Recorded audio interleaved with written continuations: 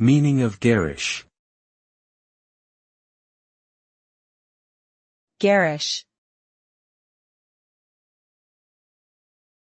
Garish. Garish. Garish. The word garish is an adjective that refers to something that is excessively bright, showy, or gaudy in a way that is considered tasteless or unattractive. It is often used to describe an object, such as clothing or decor, that is overly ornate or flashy, or a color scheme that is too intense or mismatched. Garish can be used in a negative sense, suggesting that something is vulgar or tacky, or in a more neutral sense, simply indicating that it is too loud or ostentatious for the situation. Overall, garish is best avoided if one wants to convey elegance or understated sophistication.